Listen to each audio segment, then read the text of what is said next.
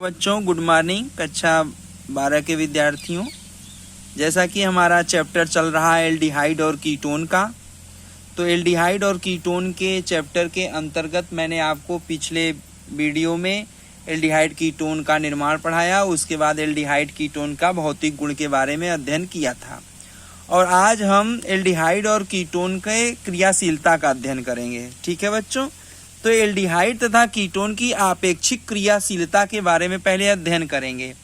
तो यह आपेक्षिक क्रियाशीलता क्या है, इसका अर्थ क्या है? इसका अर्थ ये है बच्चों कि एलिफैटिक एल्डिहाइड तथा कीटोन एक पार्ट है, दूसरा पार्ट है एरोमेटिक एल्डिहाइड तथा एरोमेटिक कीटोन। तो पहले हम ये पढ़ेंगे कि हमारा एल्डिहाइड क्रियाशील है कि कीटोन ज़्यादा क्रियाशील है।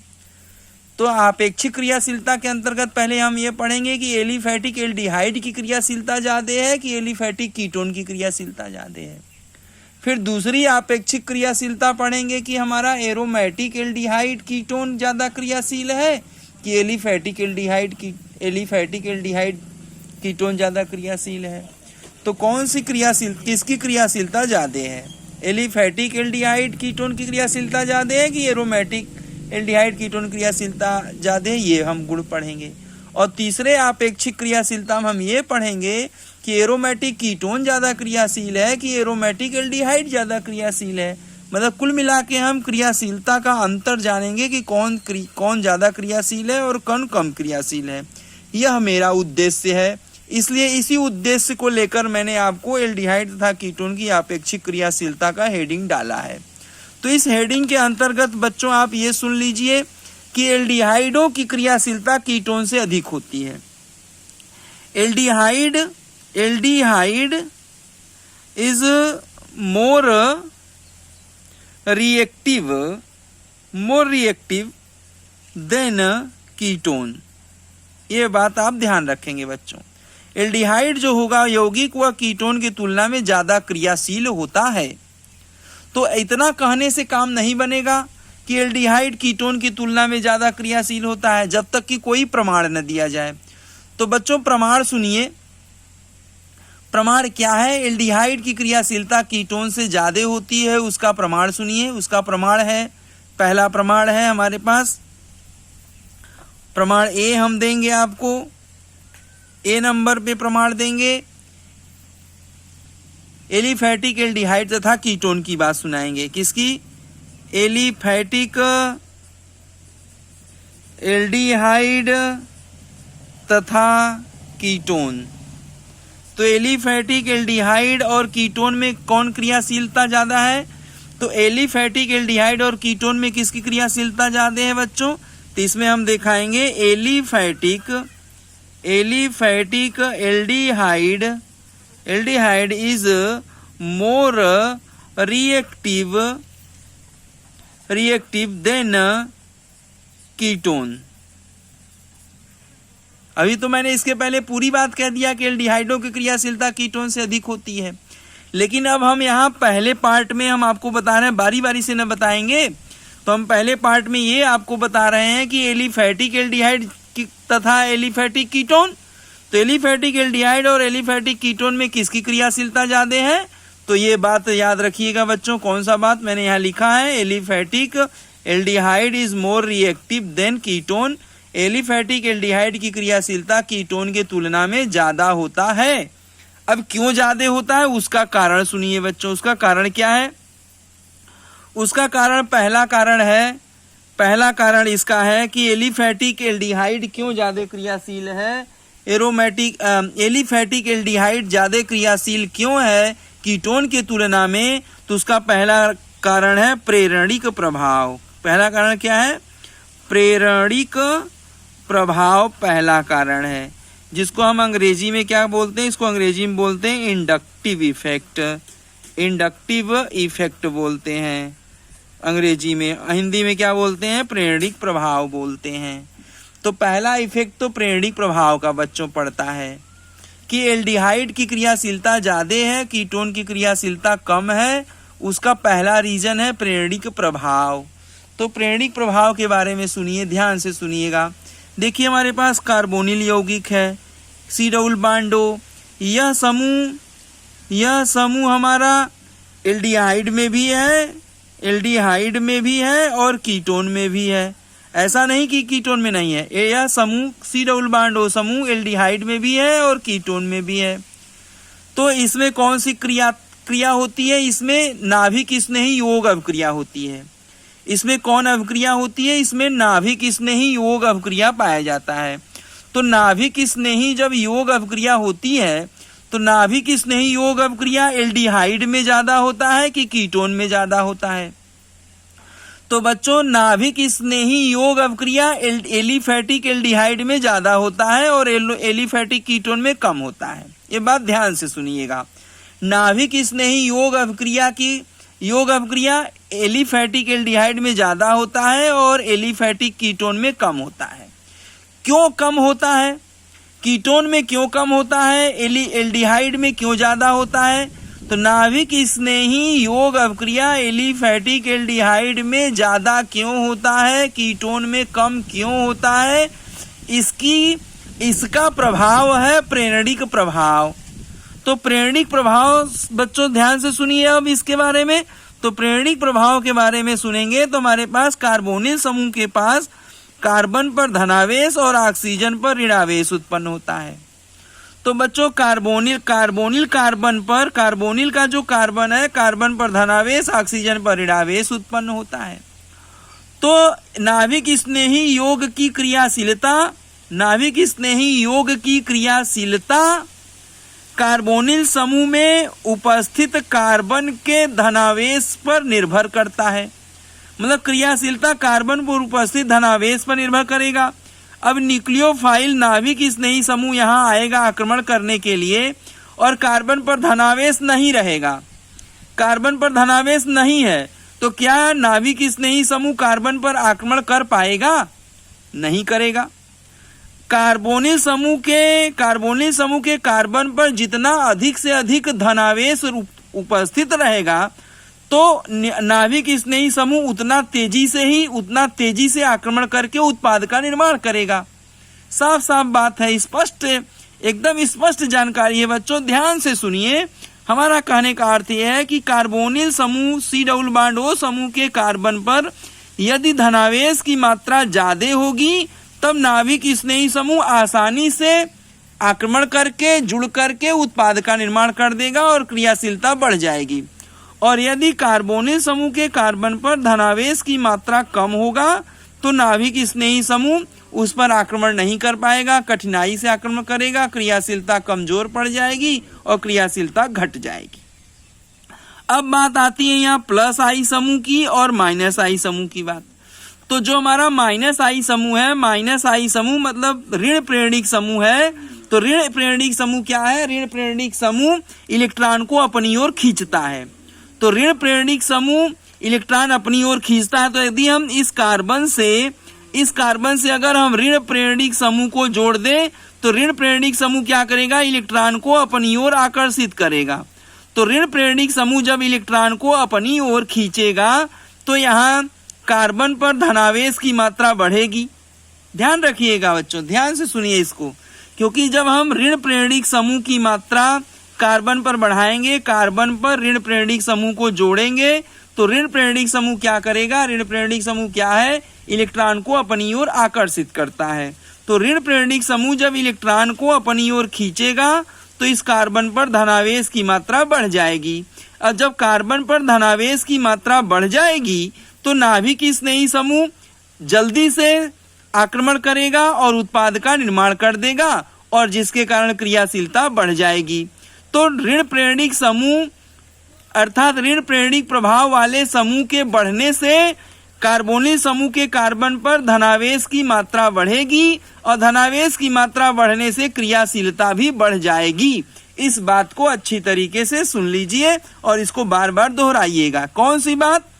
कार्बोनिल समूह से जब माइनस आई समूह जुड़ेगा तो माइनस आई प्रभाव वाले समूह जब बढ़ेंगे तो कार्बन पर धनावेश की मात्रा बढ़ेगी और कार्बन की धनावेश की मात्रा बढ़ने के साथ कार्बोनिल समूह की क्रियाशीलता भी बढ़ जाएगी। एक बात हो गया। दूसरी बात बच्चों ये सुन लीजिए। दूसरी बात हमारे पास ये है कि जब हमारे पास सी डबल बॉन्ड ओ तो C डबल बॉन्ड O के कार्बन के ऊपर धनावेश, ऑक्सीजन के ऊपर ऋणावेश तो पार्शियल रूप से आता ही है। अब यहाँ हम धन I समूह लगा रहे हैं, प्लस I समूह। प्लस I समूह क्या होता है? इलेक्ट्रॉन को प्रतिकर्षित करते हैं। तो जब हम प्लस I समूह को इस कार्बोनिल समूह से जोड़ देंगे, प्लस I समूह को कार्बोनिल समूह के कार्बन से जोड़ देंगे, तो प्लस I समूह क्या करता है? इलेक्ट्रॉन को प्रतिकर्षित करता है। तो इलेक्ट्रॉन प्रतिकर्षित करेगा मतलब यह इलेक्ट्रॉन डोनेटिंग है, इलेक्ट्रॉन को डोनेट करेगा। तो प्लस I समूह जब इलेक्ट्रॉन डोनेट करेगा तो कार्बन पर ऋणावेश की मात्रा बढ़ेगी। अब जब कार्बन पर ऋणावेश की मात्रा बढ़ेगी तो कार्बन पर धनावेश की मात्रा क्या होगी? घटेगी। मतलब प्लस I समूह जब इलेक्ट्रॉन को डोनेट करेगा कार्बोनिल कार्बन के पास, तो कार्बोनिल कार्बन के पास जब इलेक्ट्रॉन की डेंसिटी बढ़ेगी तो कार्बन पर उपस्थित धनावेश की मात्रा घट जाएगी। अब जब कार्बन के ऊपर उपस्थित धनावेश की मात्रा घट जाएगी तो नाभिक स्नेही समूह के आक्रमण करने की दर घट जाएगी, जिससे क्रियाशीलता में कमी आ जाएगी। तो बात ध्यान रखेंगे बच्चों कि अगर कार्बोनिल समूह से माइनस I समूह जुड़ेगा, माइनस I समूह की संख्या बढ़ेगी। अगर कार्बोनिल समूह से माइनस I समूह जुड़ने की संख्या बढ़ेगी तो कार्बोनिल समूह की क्रियाशीलता बढ़ती जाएगी। लेकिन दूसरी बात, यदि कार्बोनिल समूह से यदि प्लस I समूह जुड़ेगा तो प्लस I समूह जुड़ने से कार्बन पर धनावेश की मात्रा घटेगी और नाभिक स्नेही समूह के जुड़ने की दर भी घट जाएगी और जिसके कारण क्रियाशीलता भी घटेगी। तो माइनस I समूह कार्बोनिल समूह से माइनस I समूह जुड़ने पर क्रियाशीलता बढ़ेगी कार्बोनिल समूह की, और कार्बोनिल समूह से धन I समूह प्लस I समूह जुड़ने से कार्बोनिल समूह की क्रियाशीलता घटेगी। ये बात अच्छी तरीके से जान लीजिए, ये मैंने आपको समझा दिया। अब यही कारण है और प्लस I समूह माइनस I समूह का ही कारण है जिसके कारण हमारा एल्डिहाइड की क्रियाशीलता ज्यादा होती है और कीटोन की क्रियाशीलता कम होती है। अब देखिए बच्चों, हमारे पास एल्डिहाइड में जैसे एल्डिहाइड होगा तो हमारे पास यहाँ H है, यहाँ H है। दूसरा प्रकार का एल्डिहाइड होगा तो यहाँ CH3 है और यहाँ C डबल बॉन्ड O है, यहाँ H है। उसके बाद हमारे पास यदि कीटोन है तो यहाँ CH3 है, C डबल बॉन्ड O है, CH3 है। अब देखिए अब क्या हो रहा है, अब ये हो रहा है कि यहाँ पर फॉर्मल्डिहाइड में तो कोई प्रेरणिक समूह नहीं है, तो फॉर्मल्डिहाइड हमारे पास जो है ये फॉर्मल्डिहाइड है। फॉर्मल्डिहाइड ये हमारा है एसिटल्डिहाइड और ये हमारा है कीटोन में एसीटोन। तो बच्चों ध्यान रखिएगा कि इसमें हमारे पास फॉर्मल्डिहाइड में तो कोई प्लस I समूह नहीं है, लेकिन एसिटल्डिहाइड में एक ठो CH3 आ गया अर्थात प्लस I समूह आ गया। तो एक ठो प्लस I समूह आने से कार्बन पर धनावेश की मात्रा घट जाएगी और कार्बन पर धनावेश की मात्रा घट जाएगी तो उसकी नाभिक स्नेही समूह से जुड़ने की दर घट जाएगी अर्थात क्रियाशीलता घट जाएगा। तो अगर यहाँ हम दोनों की बात करें कि फॉर्मल्डिहाइड ज्यादा क्रियाशील है कि एसिटल्डिहाइड ज्यादा क्रियाशील है, तो हम कह सकते हैं कि हमारा फॉर्मल्डिहाइड ज्यादा क्रियाशील है एसिटल्डिहाइड के तुलना में, क्योंकि एसिटल्डिहाइड में कार्बन पर धनावेश की मात्रा घट रही है, इसलिए नाभिक स्नेही समूह के जुड़ने की दर घटेगी, क्रियाशीलता घट जाएगी। और जबकि फॉर्मल्डिहाइड में कोई धनावेशित समूह, कोई प्लस I समूह नहीं जुड़ा है, इसलिए इसकी क्रियाशीलता एसिटल्डिहाइड के तुलना में ज्यादा होगा। तो लो भाई ये हमने निशान लगा दिया क्रियाशीलता। तो formaldehyde is more reactive than acetaldehyde. अब यहाँ हम तुलना कर लें एसिटल्डिहाइड और एसीटोन की। तो एसीटोन में देखिए हमारे पास कीटोन है में क्या है, तो कीटोन में हमारे पास दो ठो प्लस I समूह लगा है, एक CH3 समूह एक CH3 समूह, और एल्किल समूह हमारा प्लस I समूह कहलाता है। एल्किल समूह हमारा प्लस I समूह कहलाता है। तो एक CH3 समूह एक CH3 समूह, दो एल्किल समूह लग गए। अब जब दो एल्किल समूह लग गए तो ये दोनों इलेक्ट्रॉन डोनेट करेंगे कार्बन को, तो कार्बन के पास इलेक्ट्रॉन की डेंसिटी बढ़ेगी अर्थात कार्बन के धनावेश की मात्रा घटेगी। तो कार्बन के धनावेश की मात्रा जब घटेगी तो नाभिक स्नेही समूह के जुड़ने की दर घटेगी। तो नाभिक स्नेही समूह के जुड़ने की दर घटेगी तो उसकी क्रियाशीलता भी घट जाएगी। यही कारण है कि कीटोन की क्रियाशीलता एल्डिहाइड के तुलना में कम होता है और एल्डिहाइड की क्रियाशीलता कीटोन की तुलना में ज़्यादा होता है। तो अगर यहाँ देखा जाए कि बताइए बच्चों एसीटोन की क्रियाशीलता ज़्यादा होगी कि एसिटल्डिहाइड की क्रियाशीलता ज़्यादा होगी, तो एसिटल्डिहाइड की क्रियाशीलता ज़्यादा होगा किसके तुलना में? एसीटोन के तुलना में। क्यों? क्योंकि एसिटल्डिहाइड के पास 1+I समूह है जबकि एसीटोन के पास 2+I समूह है। तो 2+I समूह बढ़ेंगे तो उसकी क्रियाशीलता घटेगी, कार्बन का धनावेश घटेगा, क्रियाशीलता घट जाएगी।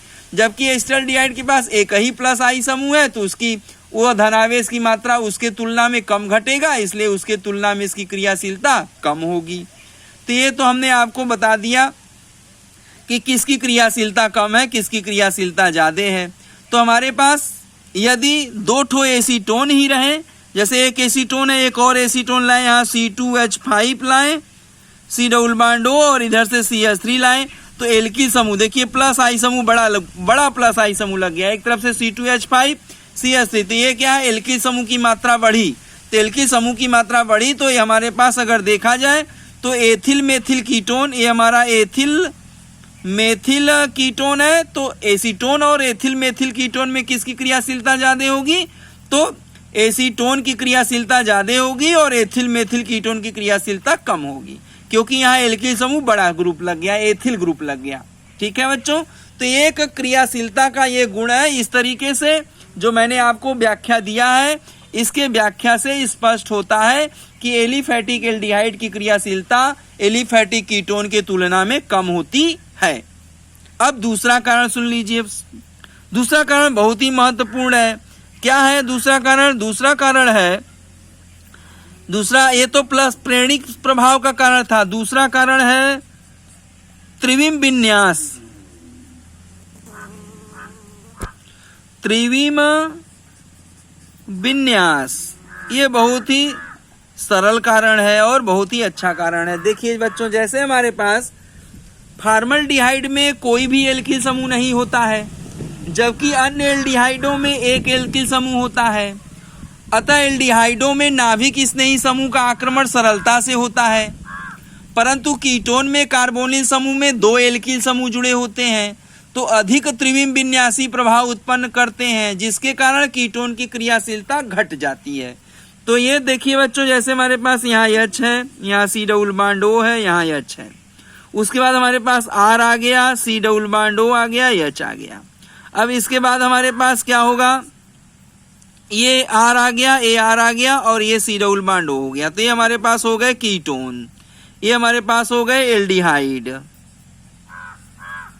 और ये हमारा ये भी एल्डिहाइड ही है लेकिन इसका नाम है फॉर्मल्डिहाइड। तो ये हमारे पास एग्जाम्पल हो गए बच्चों। अब देखिए यहाँ कार्बोनिल समूह पर एक छोटा सा ग्रुप लगा हुआ है H और H, जबकि यहाँ एल्डिहाइड के ऊपर एक एल्किल समूह लगा हुआ है, एक बड़ा ग्रुप लगा हुआ है।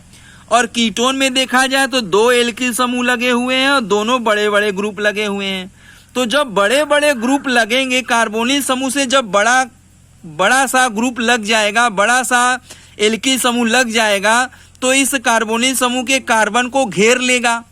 तो कार्बोनिल समूह के कार्बन को जब बड़े ग्रुप घेर लेंगे, घेरे रखेंगे, तो न्यूक्लियोफाइल्स आकर के कहाँ अटैक करेगा?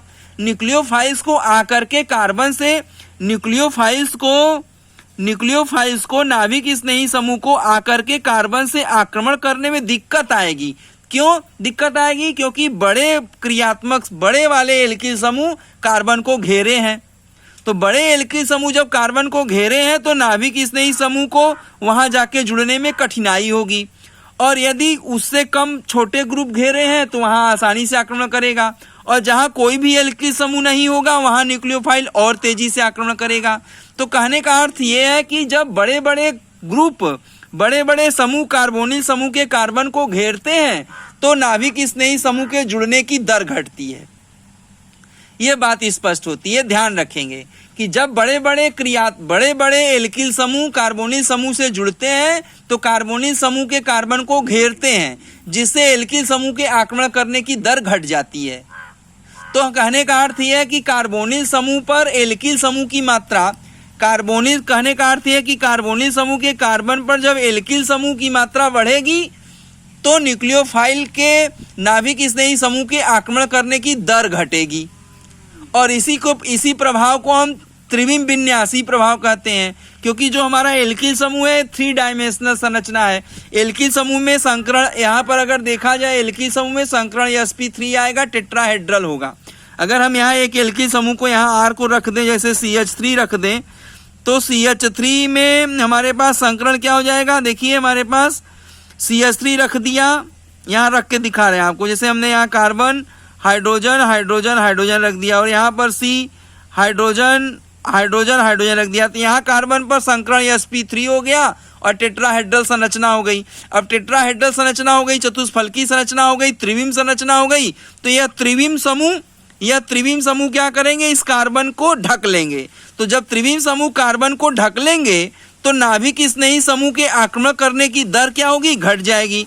अब त्रिविम समूह की संख्या कार्बोनिल के कार्बन पर बढ़ता जाएगा, अर्थात विन्यासी प्रभाव बढ़ता जाएगा, तो नाभिक स्नेही समूह के जुड़ने की दर घटती जाएगी।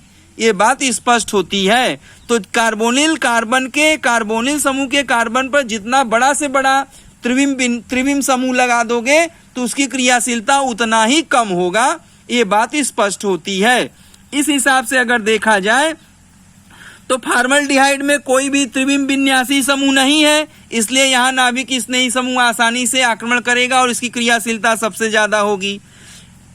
और अन्य एल्डिहाइड में एक ठो त्रिविम विन्यासी समूह एल्किल समूह आकर के कार्बन से जुड़ गया, तो यहाँ नाभिक स्नेही समूह के जुड़ने की दर घट जाएगी, क्योंकि त्रिविम विन्यासी समूह आ गया और कार्बोनिल समूह के कार्बन को ढक लिया, तो नाभिक स्नेही समूह के जुड़ने की दर घट जाएगी, अर्थात क्रियाशीलता घट जाएगी।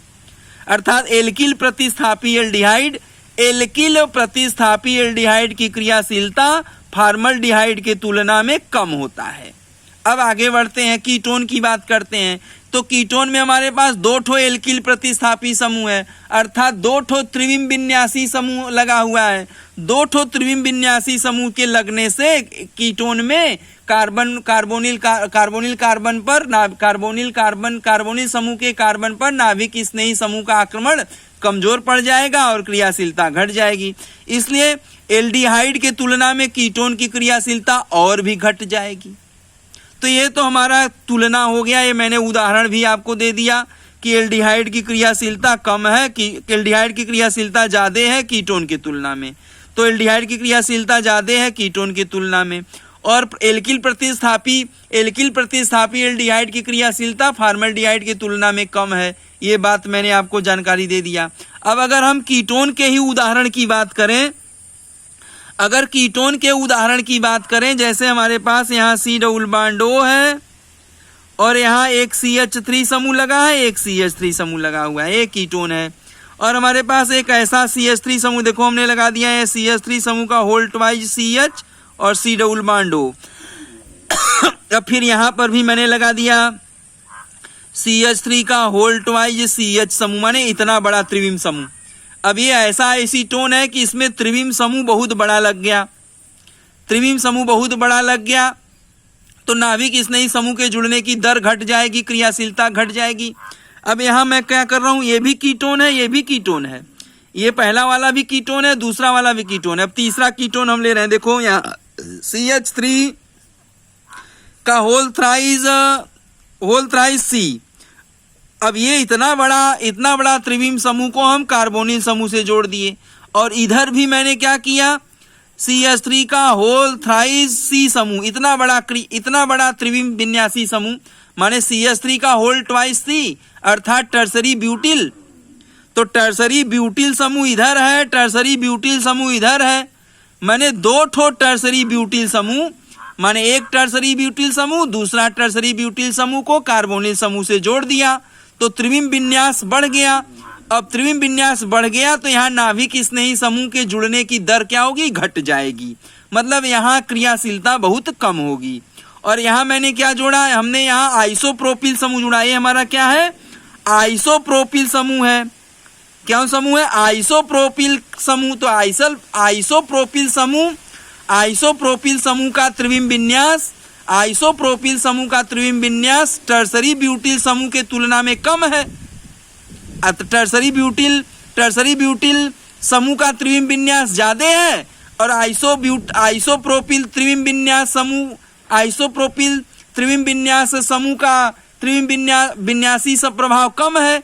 तो यहाँ हमारे पास इतना बड़ा ग्रुप लगा है तो यहाँ नाभिक स्नेही समूह जुड़ने की दर कम होगी। और यहाँ हमने CH3 लगाया है, CH3 लगाया है तो मेथिल समूह की त्रिविम विन्यासी समूह, मेथिल का त्रिविम विन्यासी प्रभाव कम है।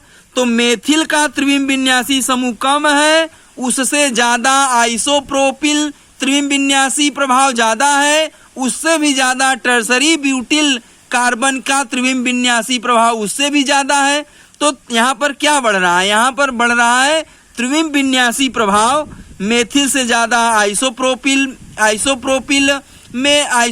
में है और आइसोप्रोपिल से ज्यादा टर्सरी ब्यूटिल कार्बन में है।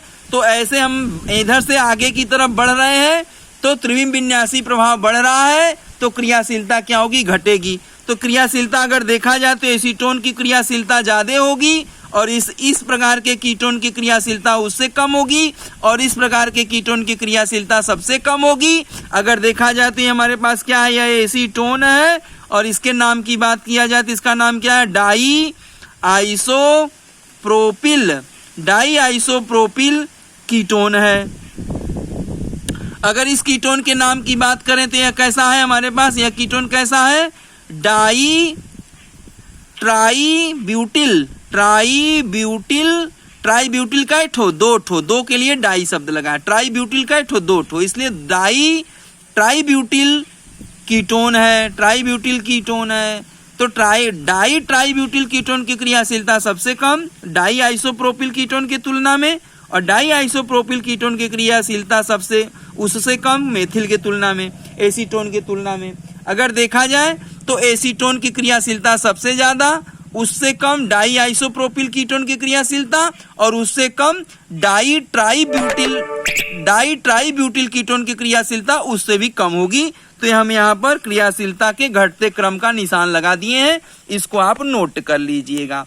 तो ये तो हमारा हुआ एलिफैटिक एल्डिहाइड में एल्डिहाइड की क्रियाशीलता। एलिफैटिक एल्डिहाइड में एल्डिहाइड की क्रियाशीलता कीटोन के तुलना में ज्यादा होता है और कीटोन की क्रियाशीलता कम होती है। क्यों कम होती है उसका कारण मैंने दो ठो बताया। एक कारण बताया प्रेरणिक प्रभाव और दूसरा कारण बताया मैंने त्रिविम विन्यासी प्रभाव। तो त्रिविम विन्यासी प्रभाव से भी मैंने समझा दिया कि कीटोन की क्रियाशीलता कम है, एल्डिहाइड की क्रियाशीलता ज्यादा है। और प्रेरणिक प्रभाव से भी मैंने आपको समझा दिया कि एल्डिहाइड की क्रियाशीलता ज्यादा है और कीटोन की क्रियाशीलता कम है। अब बात हम करेंगे दूसरा बी पार्ट की बात करेंगे। अब तो मैंने अभी एलिफैटिक एल्डिहाइड कीटोन की बात किया, अब हम आगे बढ़ेंगे बी पार्ट में लेंगे। अब क्रियाशीलता आपेक्षिक क्रियाशीलता का बी पार्ट लेंगे। तो बी पार्ट में हम आपको सिखाएंगे एरोमेटिक एल्डिहाइड तथा कीटोन। तो एरोमेटिक एल्डिहाइड और कीटोन में किसकी क्रियाशीलता कम है, किसकी ज्यादा है? तो बच्चों ध्यान से सुनिए, यहाँ एरोमेटिक एल्डिहाइड तथा कीटोन की क्रियाशीलता एलिफैटिक एल्डिहाइड और कीटोन से कम होता है। मतलब कहने का अर्थ ये बात, ये हम मोटा मोटा बात लिख दे रहे हैं, इसको अच्छे से लिखकर दिमाग में फिट कर लीजिएगा। एरोमेटिक एल्डिहाइड है ना तथा ketone is less reactive than aliphatic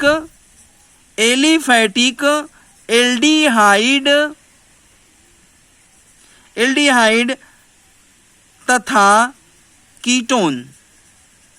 ध्यान रखेंगे तो किसकी क्रियाशीलता ज्यादा है, किसकी क्रियाशीलता कम है, यहाँ एक बात हम करें, इसको नोट भी कर लीजिएगा वीडियो पॉज करके। तो एरोमेटिक एल्डिहाइड तथा कीटोन की क्रियाशीलता एलिफैटिक एल्डिहाइड तथा कीटोन, दो पार्ट है देखिए, एक है हमारे पास एलिफैटिक एल्डिहाइड तथा कीटोन, एक पार्ट है हमारा एरोमेटिक एल्डिहाइड तथा कीटोन।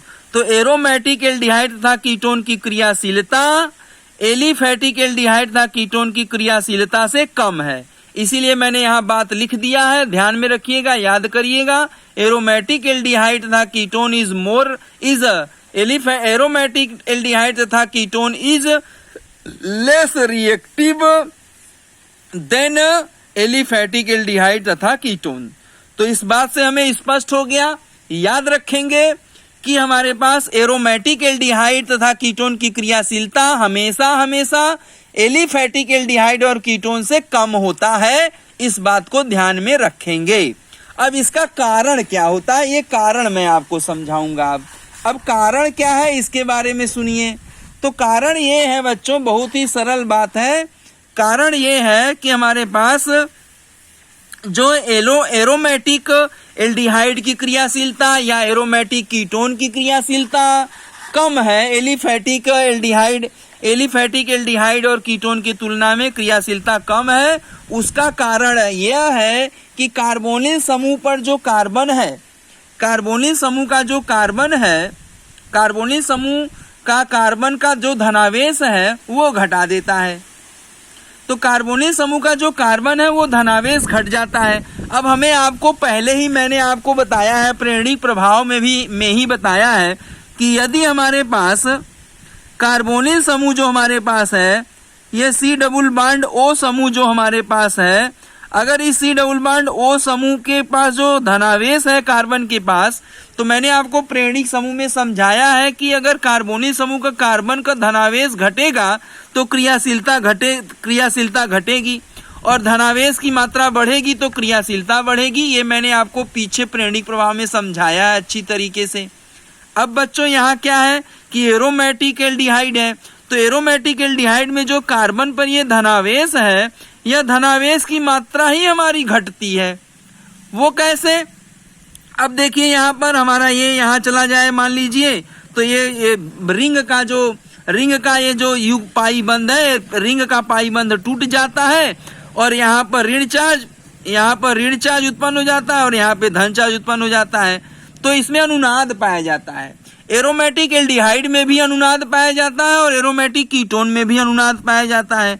तो अनुनाद संरचना अगर देखा जाए तो यहाँ पर कार्बन, यहाँ रिंग और कार्बन के साथ युग्म बंध बन जाएगा और कार्बन ऑक्सीजन के पास हमारे पास ऋण चार्ज आ जाएगा और ये हमारे पास H है और यह बंध, रिंग का बंध टूट जाएगा और यहाँ धनावेश यहाँ चलाएगा। अब बच्चों देखिए, एरोमेटिक एल्डिहाइड में जो कार्बोनिल कार्बन के पास जो धन था वो तो एरोमेटिक रिंग में आ गया धनावेश। अब एरोमेटिक रिंग में जब धनावेश आ गया तो यहाँ कार्बोनिल कार्बन पर धनावेश की मात्रा घट गई। तो यहाँ अगर नाभिक स्नेही समूह अगर आएगा आक्रमण करने के लिए, कार्बोनिल समूह के पास जुड़ने के लिए आएगा, तो क्या जुड़ पाएगा? नहीं जुड़ पाएगा। उसकी क्रियाशीलता क्या होगी? घट जाएगी। जबकि एलिफैटिक एल्डिहाइड में और एलिफैटिक कीटोन में, एलिफैटिक कीटोन्स में और एलिफैटिक एल्डिहाइड में कार्बन पर धनावेश उसी जगह पर मौजूद रहता है, इसलिए क्रियाशील वहां नाभिक स्नेही समूह आकर के जुड़ेगा, क्रियाशीलता होगी। लेकिन एरोमेटिक एल्डिहाइड में या एरोमेटिक कीटोन में अनुनाद के कारण, एरोमेटिक एल्डिहाइड में तथा एरोमेटिक कीटोन में अनुनाद के कारण कार्बोनिल समूह का धनावेश क्या करता है? रिंग के साथ अनुनाद प्रदर्शित करता है, रिंग में चला जाता है। तो कार्बोनिल समूह का जो कार्बन का जो धनावेश है वो रिंग में जाकर के घूमने लगता है अनुनाद के कारण। तो अनुनाद के कारण जब घूमने लगता है तो एरोमेटिक एल्डिहाइड और एरोमेटिक कीटोन की क्रियाशीलता घट जाती है। अब रही बात एरोमेटिक एल्डिहाइड और एरोमेटिक कीटोन की अनुनाद संरचना कैसी होती है, बनाइए। तो मैंने आपको बनाया है, सिखाया है, अच्छे तरीके से आपको आता है। फिर से अगर आपको नहीं आता है तो मैं ये संरचना दिखा दे रहा हूं और इसको देख के प्रैक्टिस कर लीजिएगा। ये देख लीजिए, हमारे पास अनुनादी संरचना एलिफैटिक हमारे पास बेंजल डिहाइड में अनुनादी संरचना ये मैंने बनाया है, ध्यान से देख लीजिए, ऐसे बनेगा। और ये मैंने आपको एरोमेटिक कीटोन में अनुनादी संरचना बनाया है, इसको ध्यान से देख लीजिए। तो ये हमारी संरचना है एरोमेटिक कीटोन की अनुनादी संरचना, और ये हमारा है बेंजल्डिहाइड की अनुनादी संरचना है। तो बेंजल्डिहाइड की अनुनादी संरचना आप ध्यान से देख लीजिए, स्क्रीनशॉट करके बना लीजिएगा, बार बार दोहराइएगा। और यह एरोमेटिक कीटोन का अनुनादी संरचना कैसे होता है, इसको बनाइएगा, दोहराइएगा। और इसके बारे में मैंने व्याख्या आपको अच्छे से दे रखा है। इसके पिछले ऑडियो में कक्षा 11 में मैंने, और कक्षा 11 के बेंजीन के चैप्टर में मैंने अनुनाद की संरचना को आपको बार बार बताया है, बार बार बनवाया है, सिखाया है, आपको अच्छे से आता भी है। आप सिर्फ यहाँ दोहरा लीजिएगा, ये समय बचाने के लिए हमने ऐसा किया है। तो आप बना लेंगे।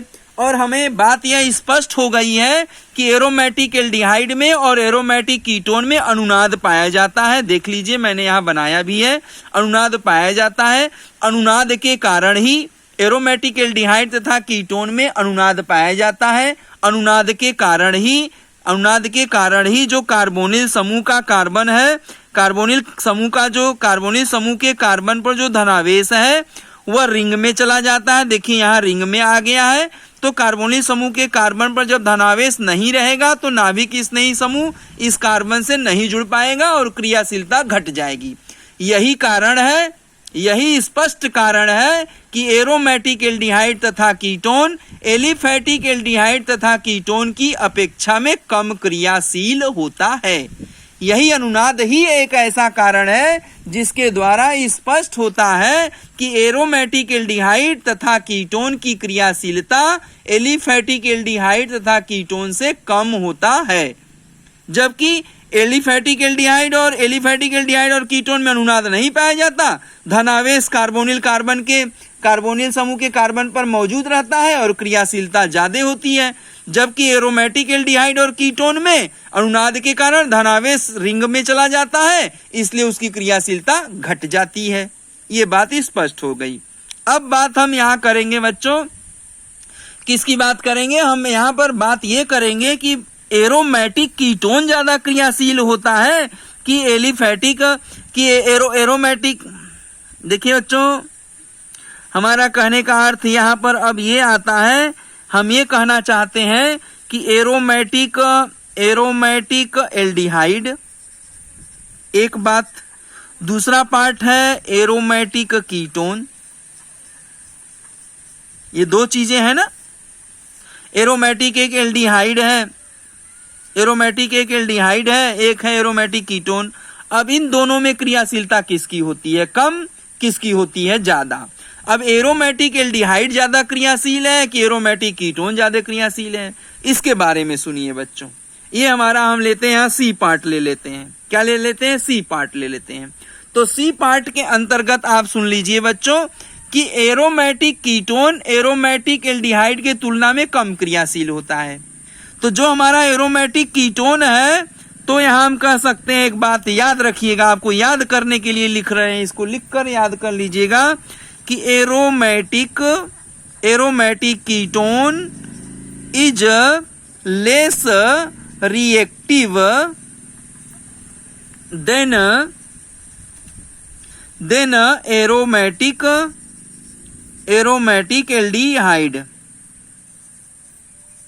Aromatic aldehyde. तो ये बात आप नोट करेंगे। क्या है इसमें? Aromatic ketone is less reactive than aromatic aldehyde. मतलब एरोमेटिक एल्डिहाइड और कीटोन के बारे में एक छोटी सी बात हम अपने दिमाग में रखेंगे कि एरोमेटिक कीटोन की क्रियाशीलता एरोमेटिक एल्डिहाइड से कम होती है। एरोमेटिक कीटोन की क्रियाशीलता एरोमेटिक एल्डिहाइड के तुलना में कम होती है। अब कारण सुन लीजिए, क्या कारण है कि एरोमेटिक कीटोन की क्रियाशीलता एरोमेटिक एल्डिहाइड से कम होता है? इसका क्या कारण है? तो इसका कारण भी है, इसमें कार्बोनिल कार्बन पर धनावेश एरोमेटिक एल्डिहाइड में कम होता है। तो इसका कारण यही है कि एरोमेटिक जो कीटोन होते हैं, तो एरोमेटिक कीटोन के जो कार्बोनिल समूह होते हैं, जैसे हमारे पास ये C डबल बॉन्ड O है, अब इधर भी हमारे पास C6H5 लगा दिया, इधर भी हमने C6H5 लगा दिया, तो कार्बोनिल समूह पर जो धनावेश की मात्रा है इसकी मात्रा कम होती है, जबकि हमारे पास C6H5 C double bond O और इधर H है। तो देखिए इधर हमारे पास C6H5, यहाँ C6H5 और H है, तो यहाँ कार्बोनल, यहाँ एल्डिहाइड में कार्बन पर उपस्थित धनावेश की मात्रा कीटोन की तुलना में, एरोमेटिक कीटोन की तुलना में ज्यादा है, इसलिए यहाँ क्रियाशीलता ज्यादा है।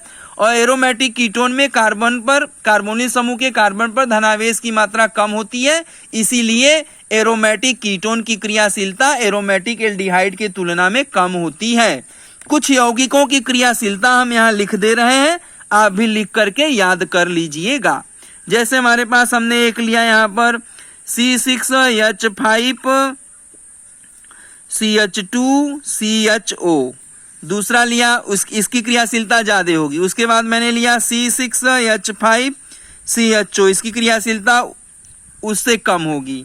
और C6H5 CHO से भी क्रियाशीलता किसकी कम होगी? C6H5 COCH3 की क्रियाशीलता और कम होगी। और इससे भी कम किसकी क्रियाशीलता होगी? C6H5 COC6H5 का। इसका नाम क्या है? तो इसका नाम है phenyl acetaldehyde.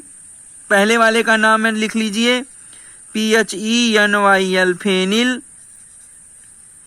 Phenyl acetaldehyde, acetaldehyde. और दूसरे का नाम है बेंजल्डिहाइड। तीसरे का नाम है जो है एसिटोफिनोन। और चौथे लास्ट का नाम है benzo, BENZO, benzophenone, PHENONE, benzophenone. तो बच्चों ये देखिए मैंने कुछ एरोमेटिक यौगिकों की क्रियाशीलता मैंने लिख दिया है। तो फेनिल एसिटल्डिहाइड की क्रियाशीलता, इस फेनिल एसिटल्डिहाइड एरोमेटिक एल्डिहाइड की क्रियाशीलता सबसे ज्यादा होगा, उससे कम बेंजल्डिहाइड की क्रियाशीलता होगा, और बेंजल्डिहाइड से भी कम क्रियाशीलता एसिटोफिनोन का होगा। एसिटोफिनोन से भी कम क्रियाशीलता बेंजोफिनोन का होगा।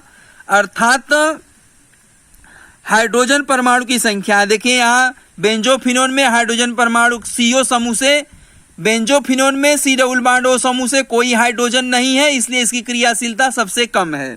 और एसिटोफिनोन में भी C डबल बॉन्ड O समूह से कोई भी हाइड्रोजन समूह नहीं जुड़ा है, इसलिए इसकी क्रियाशीलता उससे कुछ ज्यादा होगी।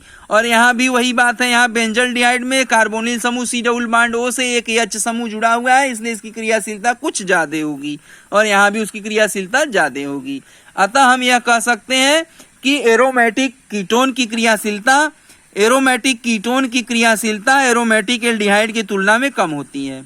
एरोमेटिक कीटोन की क्रियाशीलता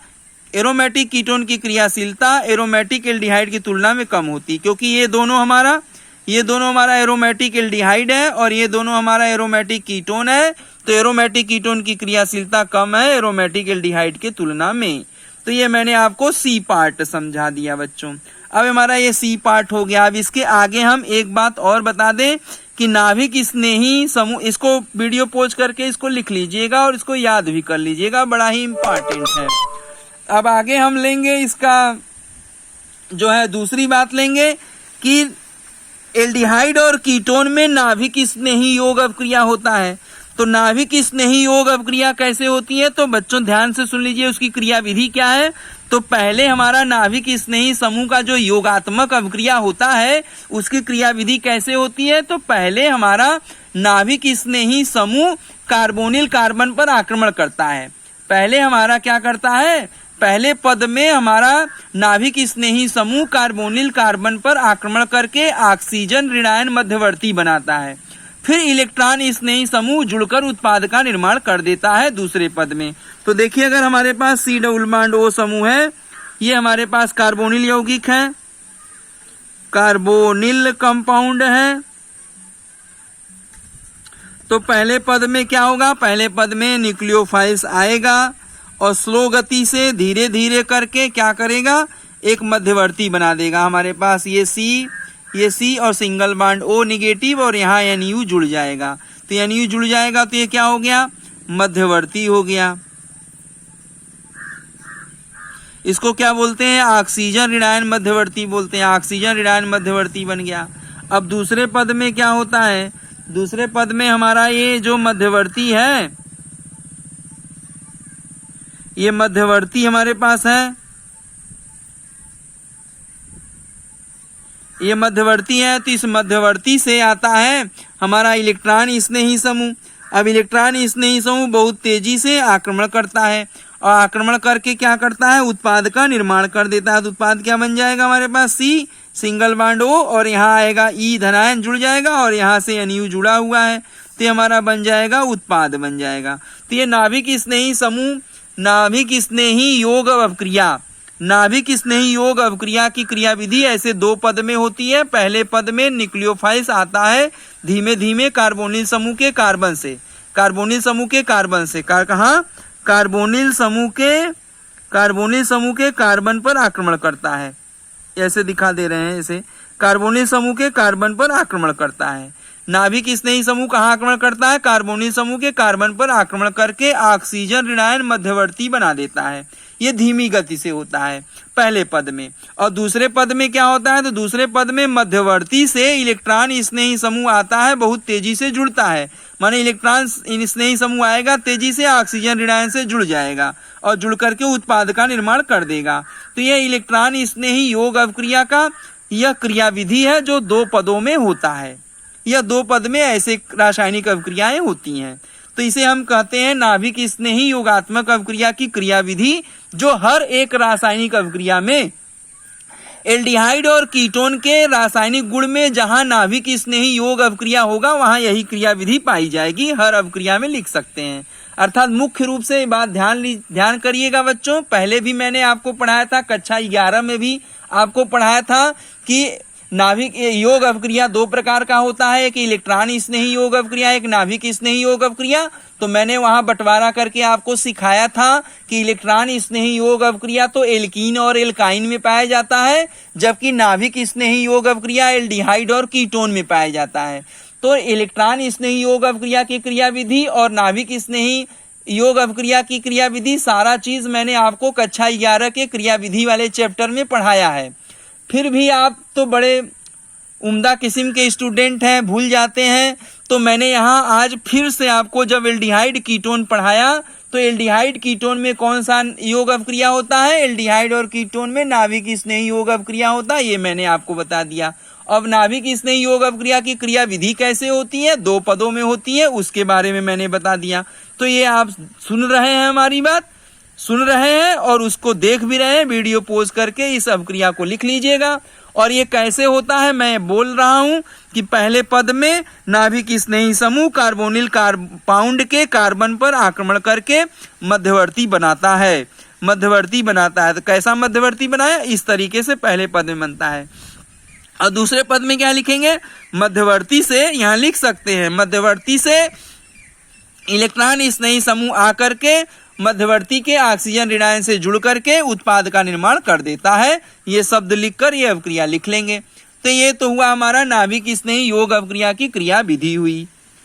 और यदि अब हमारे पास हम एल्डिहाइड तथा कीटोन का जो रासायनिक गुण है, एल्डिहाइड तथा कीटोन का रासायनिक गुण के बारे में हम आपको अगले ऑडियो में पढ़ाएंगे, लेकिन उसकी विशेषता के बारे में सुन लीजिए। थोड़ा हम नाभिक स्नेही योग अवक्रिया का नोट पॉइंट आपको सिखा दें।